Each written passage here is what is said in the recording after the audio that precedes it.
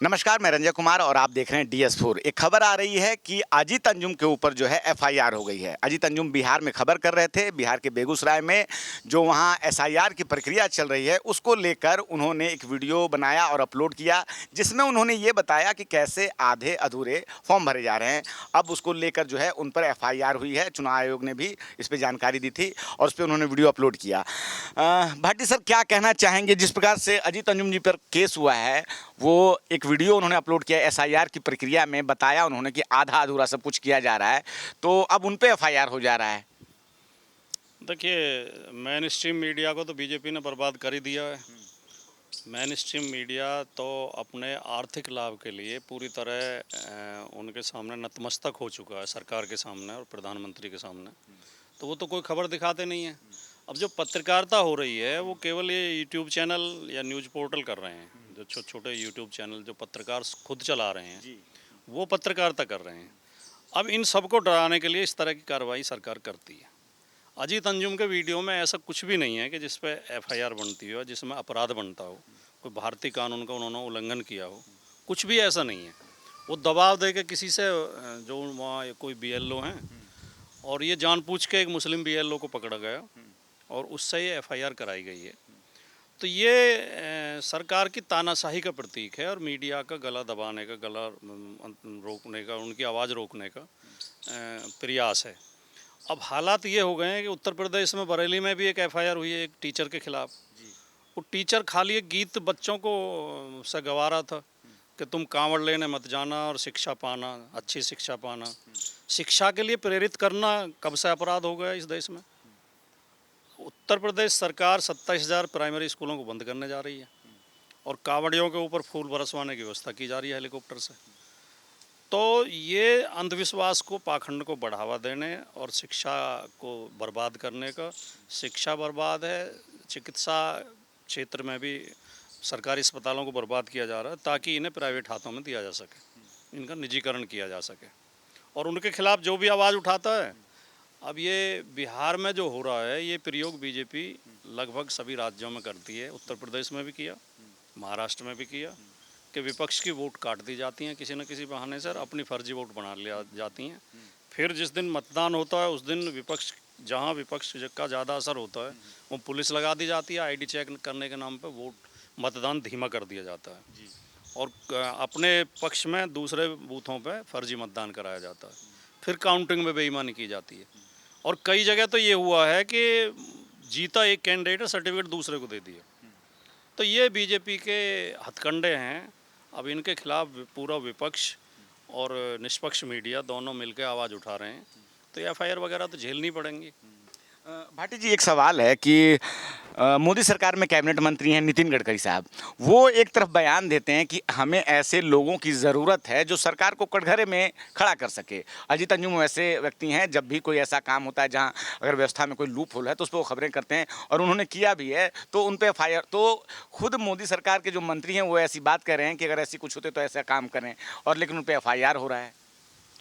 नहीं, कहना अलग बात होता है, उस पर अमल करना अलग बात होता है।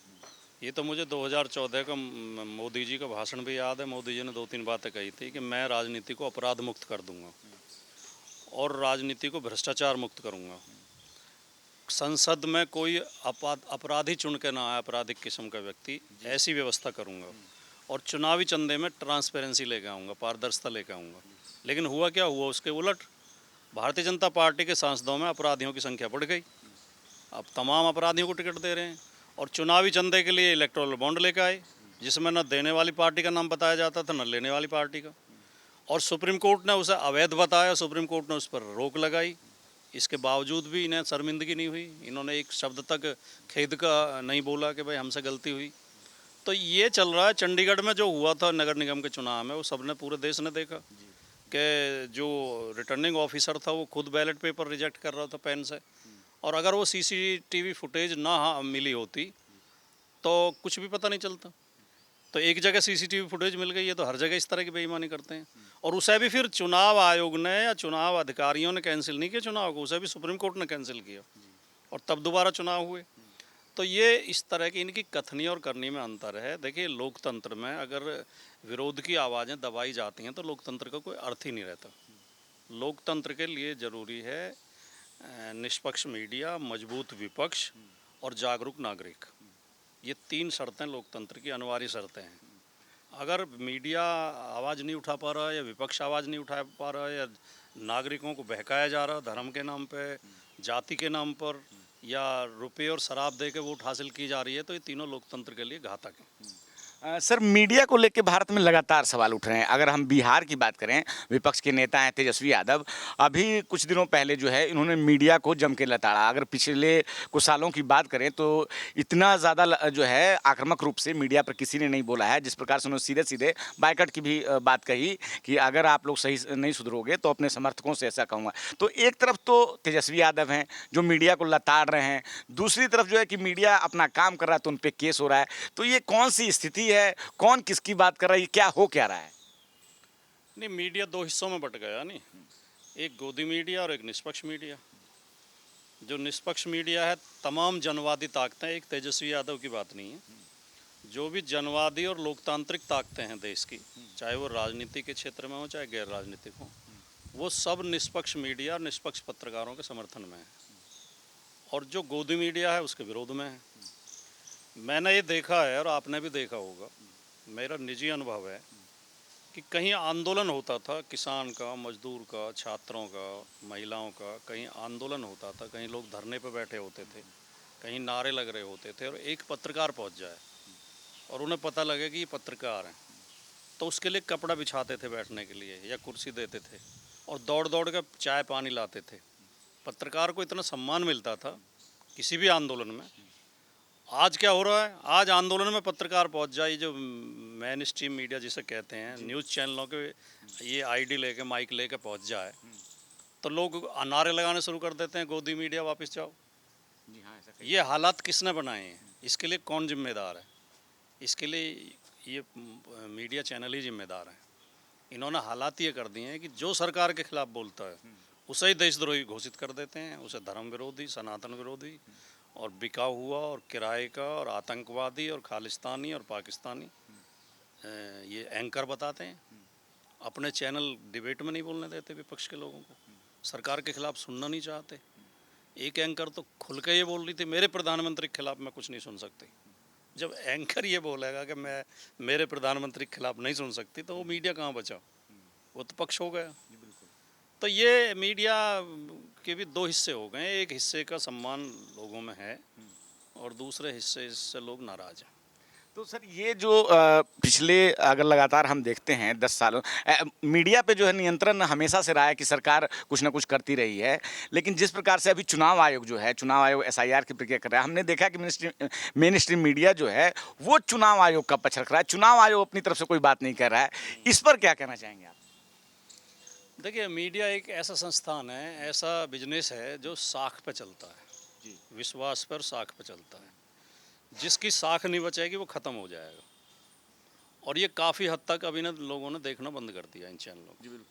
तो ये तो इन्हें खुद ही आत्मनिर्णय लेना पड़ेगा, इनकी अंतरात्मा खुद ही ये कचोटेगी इन्हें और इन्हें आत्म मंथन करना पड़ेगा कि हम गलत दिशा में तो नहीं जा रहे हैं और हमारी जो उपयोगिता है या जो अस्तित्व है वो संकट में तो नहीं है। अगर ये इसी लाइन पर चलते रहेंगे कि हमें सरकार का ही समर्थन करना है, विपक्ष का विरोध करना है, तो धीरे धीरे इन्हें देखना लोग बिल्कुल पूरी तरह बंद कर देंगे। और देखिए, एक मुहावरा कहा जाता है, एक आम बात कही जाती है कि सरकार जो बताती है वो खबर नहीं होती, वो विज्ञापन होता है। जी हाँ। खबर वो होती है जिसे सरकार छिपाती है। तो मुख्य मीडिया आजकल ये कर रहा है कि जो सरकार कहती है वही दिखाते रहते हैं 24 घंटे। वो तो खबर है ही नहीं, वो तो सरकार का प्रचार तंत्र है, वो तो सरकार खुद बताएगी। आपको तो वो खबरें निकाल के लानी है जिन्हें सरकार छिपा रही है, तो उस काम को मीडिया कर नहीं रहा, तो इसलिए मीडिया का अस्तित्व खतरे में है।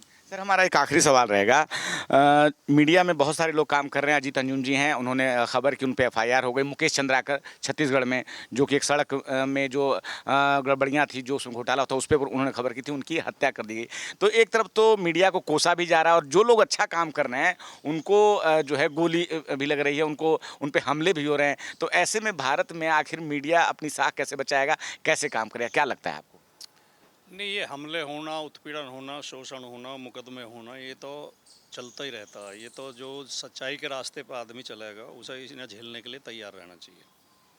और ये भी इतिहास गवाह है कि जब जब जिस क्षेत्र में संकट पैदा हुआ है वहाँ कोई ना कोई हीरो निकल के आता है। फिर एक हीरो होता है या ढेर सारे होते हैं। वो चाहे राजनीति का क्षेत्र हो, राजनीति में भी खराब स्थितियाँ पैदा हुई हैं तो फिर कोई ना कोई जन आंदोलन निकल के आता है।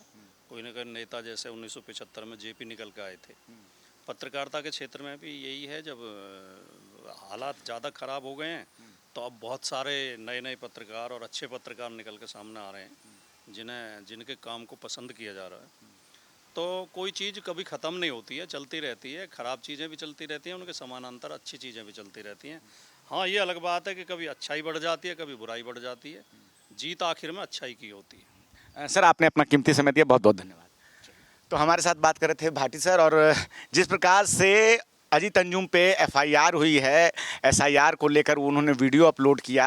एक तरफ तो नितिन गडकरी कहते हैं कि ऐसे लोगों की हमें ज़रूरत है जो सरकार को कटघरे में खड़ा कर सकें, लेकिन दूसरी तरफ जब ऐसे लोग आकर काम करते हैं तो उनके समर्थन में सरकार से कितने लोग आते हैं, ये देखने और सोचने वाली बात होगी। आप क्या सोचते हैं इस छोटी सी बातचीत पर? अपनी राय हमें ज़रूर बताएं। मैं रंजय कुमार, धन्यवाद।